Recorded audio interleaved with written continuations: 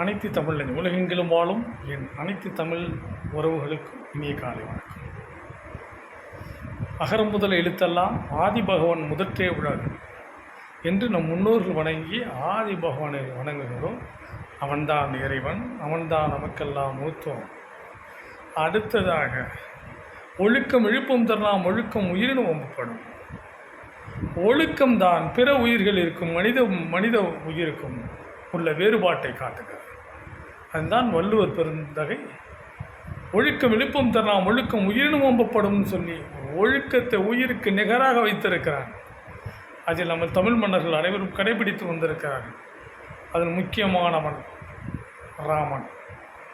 ராமன் என்று சொன்னவுடன் நீங்கள் உடனே வடக்கே பிறந்தவனாச்சே, தசரன் மகனாச்சே, அதெல்லாம் பார்க்காதீங்க. சுந்தர தமிழில் அனுமனும் ராமனும் உரையாடினார்கள். ராமன் தமிழன் புரிஞ்சுக்கணும். ஆரியன் திராவிடன் இது ரெண்டுமே புரட்டுக்களும் புராணங்களும் கலந்து கொடுத்த கலவை. அது நமக்கு தேவையில்லை, இது குப்பை என்று ஒதுக்கி விடுங்கள். ராமனும் தமிழன், ராவணனும் தமிழ். ஆனால் அவன் கதையில் பார்த்திங்கன்னா ராவண தமிழன், ஆனால் ராமனும் பிராமணன். இடத்துக்கு தகுந்த மாதிரி தங்களை மாற்றிக்கொண்டு உருமாறிக்கொள்கின்ற கொள்கைக்குடையதுதான் அந்த கொள்கை. நாம் தெளிவாக இருக்க வேண்டும். வள்ளுவன் பெருந்தகை நமக்கு கொடுத்த மிகப்பெரிய ஒரு நூல், வாழ்வியல் நூல், புனித நூல். நீ வச்சுக்கோ. புனித நூல்னால் உடனே உன் வீட்டு பூஜையிலையோ கோயிலையோ வச்சு சாமி கும்பிட்றதில்லை. அதனால தான் புனித நூல்னு சொல்கிறதுக்கே பயமாக இருக்குது. ஏன்னா புனிதம்னு சொல்கிறதுக்கு எல்லாமே ஒதுக்கி வச்சுருக்கிறாங்க. தொடக்கூடாது மாதிரி பூ போட்டு பொட்டு வச்சு கும்பிடுறதோட சரி, அதுக்கு மேலே அதை நம்ம திறந்துடக்கூடாது. வள்ளுவன் பெருந்தகை எவ்வளோ விஷயத்தை சொல்லுவாங்க. உயிருக்கு, நம் உயிருக்கு நிகரானதுரான்ட்டான். ஏன் மனித இனம் பிற விலங்குகளை விட தனித்துவம் வாய்ந்தது அப்படின்னு காட்டுறது. ஆனால் அந்த உயிரினத்திற்கு இருக்கின்ற ஒழுக்கத்தை விட நம் மனித இனத்தில் உயர்ந்த ஒழுக்கம் இருக்கிறதா என்பது கேள்விக்குறியாகிற நிலையில் தான் நம்ம ஆளுகிறோம். மணிப்பூரில் பார்த்தோம். இங்கே தஞ்சாவூர் அருகில் ஒரு பெண்ணை கேங்கிற கல்கத்தாவில் நடக்குது. இதுக்கு பின்னாடி சாமியார்கள் இருக்கார்கள். கோணக்கரை பத்மநாபன் போன்ற பொறுக்கிகள் நிறைய பேர் கவரிலே பணம் வாங்கி கொண்டு கடவுளை விற்பனை செய்கின்ற களவாணி பயல்கள் இருந்து கொண்டு தான் இருக்கிறார்கள். அவர்களிடமிருந்து தமிழினம் விழிப்புணர்வு பெற வேண்டும் என்பதற்காகத்தான் சொல்கின்றேன். புரிகிறதா? எத்தனை கோயில் சிலைகள் வேண்டுமானாலும் திருடி விற்கலாம், எந்த குற்றம் வேண்டுமானாலும் செய்யலாம். ஒரே ஒரு கவரிலே பணம் வைத்து கொடுத்தால், நீ திருவண்ணாமலை சுற்றி வந்து விட்டால் அங்கு இருக்கின்ற பொறுக்கி ஒருவன் உன்னை காப்பாற்றி விடுவான். உண்ணாமலை அம்மைக்கு கோபம் வந்து எழுந்து வர, இல்லடா நீ உங்கள் அப்பனையே பொறுக்கி சொல்லுவேன். நான் என் அப்பன் பொறுக்கியை சொல்லவில்லை, ஊரில் உள்ள பொறுக்கி நான் காப்பாற்றுகிறானே அந்த பொறுக்கியை சொன்னேன் என்று சொன்னேன். புரிகிறதா நான் சொல்லுவேன்? நமக்கு எல்லாம் சிவம். பெருமாள் இருந்தாங்க, சிவமாக இருந்தாங்க. தமிழுக்கு கொடுத்தவர் நாயன்மார்களும் ஆழ்வார்களும் தானே. வடக்கிருந்து வந்து ஆன்மீகம் கற்றுக் கொடுக்க இங்கே ஒரு பயிலும் தேவையில்லை. அதை நாம் உணர வேண்டும். அதனால் ஒழுக்கம் விழுப்பம் தரலாம், ஒழுக்கம் உயிரினும் ஒம்பப்படும். அடுத்தபடியாக அன்பிற்கு முண்டோ அடைக்குந்தால் ஆர்வலர் பொன்கண்ணில் பூசல் தரும். வள்ளுவர் பெருந்தகை சொன்ன 1330 குறளில் முக்கியமான குறள்கள் என்பது உன் உயிர் நாடியிலும் ஓடிக்கொண்டே இருக்க வேண்டிய குறள்களை மட்டுமே நான் சொல்கின்றேன். அன்பிற்கு முண்டோ அடைக்குந்தால் ஆர்வலர் பொன்கண்ணில் பூசல் தரும். உனக்குள்ள அன்புக்குரியவர்கள் மீது நீ அன்பு செலுத்த மறந்தாலும் அவர்கள் துன்பப்படும் வேளையிலே உன்னை மீறி உன் கண்ணில் இருந்த அவன் துன்பத்தை கண்டு கண்ணீர் வரும். அதுதான் அன்பு. அன்பை வர்ணிக்கிறான். வள்ளுவன் பெருந்தகையை விட ஒருவன் தமிழ் சமூகத்திற்கு, தமிழ் மக்களுக்காக மட்டுமல்ல உலகில் வாழும் அனைத்து உயிர்களுக்கும் ஒரு நூலை கொடுத்திருக்கிறான் என்றால் இல்லவே இல்லை என்று தான் சொல்ல முடியும். அவர்கள் மத நூல்கள் சொல்லலாம், அதை அவர்கள் கடைபிடிக்கலாம், அது வேறு. ஆனால் உலகில் வாழும் அனைத்து மனிதர்களுக்கும் ஒரு இலக்கண நூலை, ஒரு வாழ்வியல் நெறிமுறைகளை கொடுத்தவன் திருவள்ளுவர். அவனுக்கு இந்த உருவமா அந்த உருவமா, அவருக்கு போய் காவியை போட்டு பட்டையை போட்டு சில முரட்டு முட்டாப்பெல்லாம் செஞ்சான். ஆனால் மேடையில் எத்தனை பேர் பேசுகிறான் ஏறி. திருவள்ளுவர் திருக்குறள் அப்படியே பொழந்து கட்டுறான். தமிழே வரல, நினச்சா 6 மாதம் தமிழ் கற்றுக்க முடியும்ல. ஆனால் ஏன் கற்றுக்கல? சிந்திக்கணும். நம்மை ஏமாற்றுவதற்காக மட்டுமே மேடைகளிலே யாதும் ஊரே யாவரும் கேளீர் இந்த கதையெல்லாம் விடுறான். புரிஞ்சுக்கணும். தமிழர்கள் விழிப்புணர்வோடு இருக்கணும். ஏன்? விழிப்புணர்வு தான் கடவுள், விழிப்புணர்வு தான் இறைத்தன்மை. அதை நாம் உணர்ந்து கொள்ள வேண்டும். அன்பிற்கு முண்டோ அடைக்குந்தால் ஆர்வலர் புன்கண்ணில் பூசல் தரும். இந்த குறளை படித்து நாம் வாழ்வில் நடைமுறைப்படுத்தும் பொழுது தமிழ்நாட்டில் முதியோர் இல்லங்கள் தானாக குறைந்துவிடும். கணவன் மனைவியுடைய பிரச்சனை தானாக குறைந்துவிடும். ஏன்? உன் வீட்டு 6 மாத குழந்தை பசிக்கிறதால் அழுகிறது என்று வயிற்று வலியால் அழுகிறதா என்கிற உணர முடிகின்ற தாய் தமிழினத்தில் உண்டு. ஆனால் தற்போதைய நிலை, குழந்தை அழுதால் தூக்கி கொண்டு ஓடுறான். டாக்டர் தெரிவிட்டீங்க, ஏன் அழுதுன்னு தெரியல. அம்மாவுக்கு பெற்ற குழந்தை ஏன் அழுதுன்னு தாய்க்கு தெரியல. ஆனால் தமிழ் மரபில் பிறந்த தாய், ஒரு தமிழ் பெண் ஓர் புலியை உரத்தால் அடித்து விரட்டினாள் என்று பெற்ற குழந்தை எதற்காக அழுகிறது?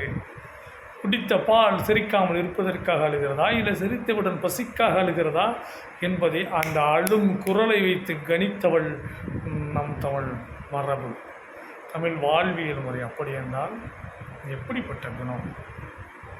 தமிழர்கள் பிறரை வெறுத்தோமா? பிற மொழியினரை நாம் வெறுத்தோமா? பிற மதத்தினரை நாம் வெறுத்தோமா? இல்லை, அனைவரையும் அரவணைத்து செல்கின்றோம். அப்படித்தான் நாம் வள்ளுவன் பெருந்தகை நமக்கு வழிகாட்டிருக்கிறான். உலகில் எந்த மூலையில் ஒரு நாட்டில் போர் நடந்தாலும் போர் கைதிகளுக்காகவோ இல்லை இயற்கை சீற்றங்களுக்காகவோ முதல் கண்ணீர் வடிப்பவன் தமிழன் தான், தமிழர்கள் தான்.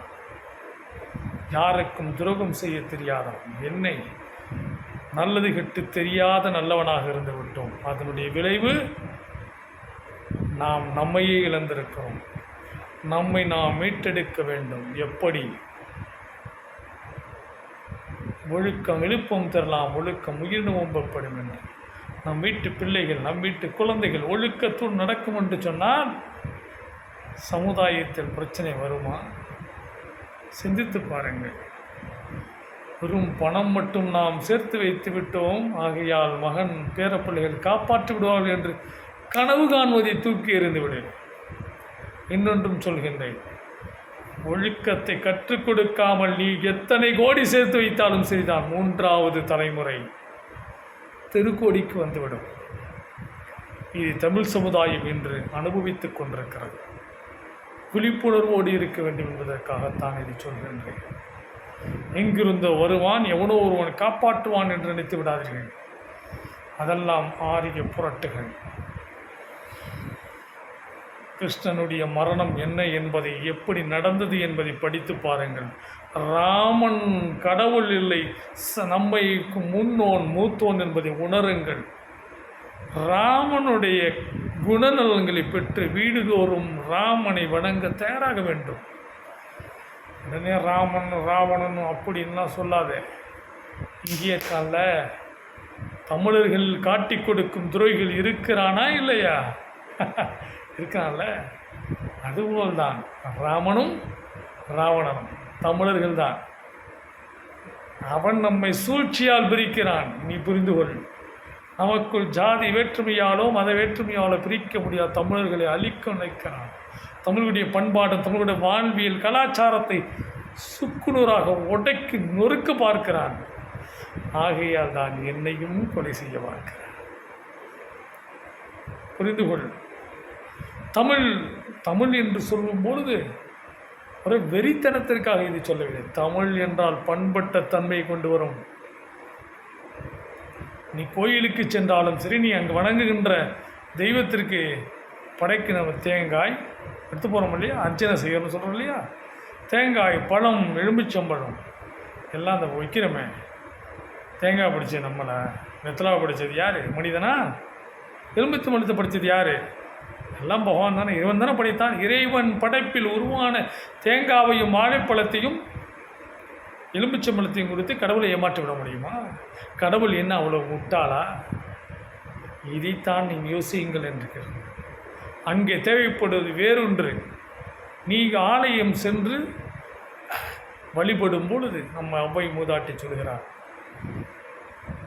அன்னை பிதா முன்னறி தெய்வம் என்று சொன்ன முதல் மொழி தமிழ் பண்பாடு. ஆலயம் தொழுவது சாலவும் நன்று என்று சொன்னதும் தமிழ் பண்பாடு அவை பாட்டி தான் சொல்லியிருக்கு. தமிழர் பண்பாட்டையும் தமிழ் கலாச்சாரத்தையும் எடுத்துவிட்டால் இந்து மதம் என்று சொல்வதற்கு அங்கே என்ன இருக்கிறது சொல்லுங்கள்? எவனோ ஒரு ஓடத்தில் தனியாக கொன்றார்கள். அப்பொழுது ஒரு ரிஷி கேட்டான். உடனே மேகம் சூழ்ந்தது. இருவரும் இணைந்தார்கள். ஒரு குழந்தை பிறந்தது. அந்த குழந்தையை வெளியே சொல்ல முடியாமல் பொட்டில் வைத்து விட்டால் இன்னொருவன் போனான். அவன் கட்ட பிரம்மச்சாரி, நஷ்டிக பிரம்மச்சாரி, அந்த பிரம்மச்சாரி, இந்த பிரம்மச்சாரி, சாகும் முறையில் அவனை தவிர எவனுமே இல்லை. அவ்வளோ பில்டப்.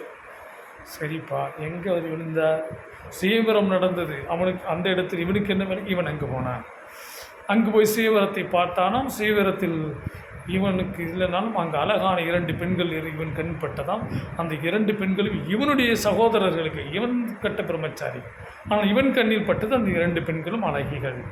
ஆகையால் அந்த 2 பெண்கள் 2 தோள்களும் தூக்கி வைத்து கொண்டு தன் வீட்டுக்கு கொண்டு வந்தானாம். அதிலே பார்க்கும்பொழுது அந்த 2 தம்பிகளும் 2 சோடைகள், சுத்து சோடைகள். பிறகு அந்த 2 பெண்களும் சொன்னார்கள், நான் உன்னை பார்த்து தான் நான் திருமணத்தில் ஒட்டுக்கொண்டேன், நீ தான் என்னை திருமணம் செய்வேன். ஆனால் அவன் சொன்னானா, இல்லவே இல்லையே, நான் சத்தியசம் தான், நான் நஷ்டிக பிரம்மச்சாரி, ஆகையால் நாங்கள் உன்னை திருமணம் செய்து கொள்ள முடியாது எப்படி? அப்போ அந்த அம்மா கேட்குது, ஏன்டா அயோக்கிய ராஸ்கல், நீ தான் பிரம்மச்சாரி தெரியல, அப்புறம் கூட எங்களை உங்கள் 2 தோளில் சுற்றிட்டு இருந்தேன். ஆனால் நம் மல்வன் சொல்கின்றான், பிறன் மனைவியை உன் தாயை போல் நினைக்க வேண்டும் பேராண்மை என்று.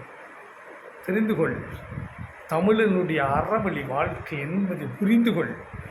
தமிழ் உலகாளும் மொழி, வெறித்தனத்தோடு சொல்லவில்லை. தமிழும் தமிழ் மொழியும் தமிழ் பண்பாடும் தமிழ் வாழ்வியல் முறை இருந்தால்தான் மனித இனம் இருக்கும். இல்லை என்றால் டைனோசர் போல் தான் அழிந்து விடுவோம். உன் ஜீனை வச்சு மனித இனத்தை ஆராய்ச்சி பண்ண ஆள் இருக்கார். மீட்டெடுப்போம் தமிழர் பண்பாடை.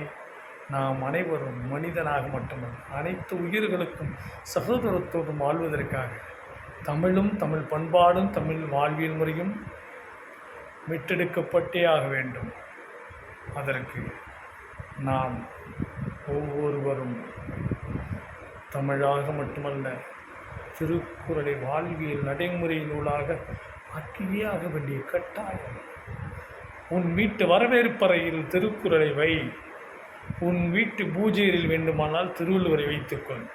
அங்கே இருக்கிற திருவள்ளுவனுக்கு நீ காவி கருப்பு போடு, இல்லை பச்சை கலரை போடு, என்ன கலரையாவது போட்டு தொலை, அதை நான் கேட்கல. அது உன் விருப்பம்.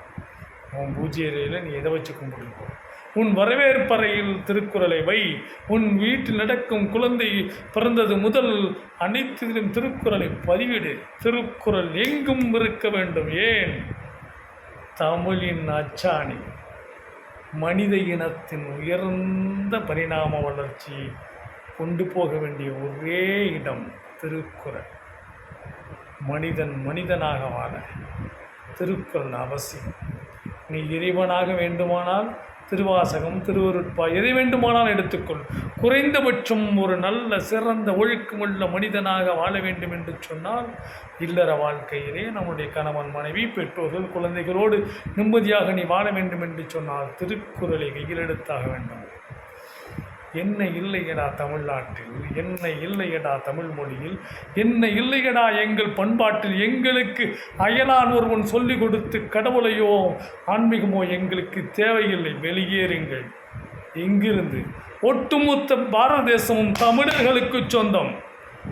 எவனும் எங்களை பேசுவதற்கு யோக்கியதை கிடையாது. தமிழர்கள் தலை சிறந்தவர்கள். தலை வணங்க மாட்டோம் இறைவனை தவிர.